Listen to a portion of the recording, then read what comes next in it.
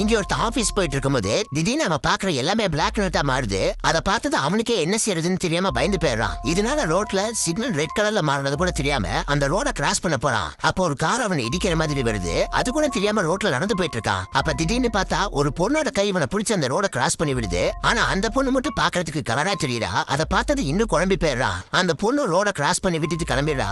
அதுக்கப்புறம் இவன் ஹாஸ்பிட்டல்ல போய் செக் பண்ணா இவனோட கண்ணு நல்லா தான் இருக்கு, எந்த குறையும் இல்ல, ரெஸ்ட் எடுத்தா சரியாயிடுன்னு சொல்றாங்க. சரின்னு இவனு எல்லா வேலையும் விட்டுட்டு கொஞ்ச நாளைக்கு போய் அவங்க அப்பா அம்மா கூட போய் தங்கிடுறான். ஆனா இந்த பிரச்சனை மட்டும் சரியாகவே மாட்டேங்குது. திரும்ப ஒரு நாள் ஆபீஸ்க்கு வரான். அப்ப அந்த பொண்ணு இவனுக்கு எதிரில் வரா. பார்த்தா இப்பயுமே அந்த பொண்ணு மட்டும் தான் கலரா தெரியுறா. மத்தது எல்லாமே அதே மாதிரி பிளாக் அண்ட் ஒயிட்டா தான் தெரியுது. சோ இத பத்தி அவனோட ஃப்ரெண்டு கிட்ட சொல்றான். அவன் ஃப்ரெண்டு இவ கூட கொஞ்ச நாளைக்கு சுத்தி பாரு, ஒருவேளை அவனோட பிரச்சனை தீரலான்னு ஒரு ஐடியா கொடுக்குறான். இவனு அவன் சொன்ன மாதிரி ஏதாவது சாக்கு போக்கு சொல்லி அந்த பொண்ணு கூட சுத்திட்டு இருக்கான். ஒரு நாள் ரெண்டு பேரும் ட்ரெயின்ல போயிட்டு இருக்காங்க. அப்ப தெரியாம அவன் மேல இடிச்சிடறான். பார்த்தா அவன் மேல இடிச்சது இவனோட பிரச்சனை சரியாயிடுது. அவளை தொடாம நகர்ந்தான்னா மறுபடியும் பிளாக் அண்ட் ஒயிட்டா மாறிடுது. சோ அதை கன்ஃபார்ம் பண்றதுக்காக அவளோட கையை பிடிச்சு பாக்குறான். மறுபடியும் எல்லாமே கலரா மாறுது. அதுக்குள்ள அவ தப்பா நினைச்சு அவசரப்பட்டு அவனை போட்டு அடிச்சிடறா. ட்ரெயினை விட்டு இறங்கி வந்ததுக்கு அப்புறம் தான் இவனோட பிரச்சனை என்னன்னு அவகிட்ட சொல்லி புரிய வைக்கிறான். அதுக்கப்புறம் தான் தெரியுது இவ்வளவு அவனும் ஸ்கூல் ஃப்ரெண்ட்ஸ். இப்பதான் அந்த விஷயமே தெரியுது. அன்னையில இருந்து ரெண்டு பேரும் அடிக்கடி மீட் பண்ணிக்கிறாங்க.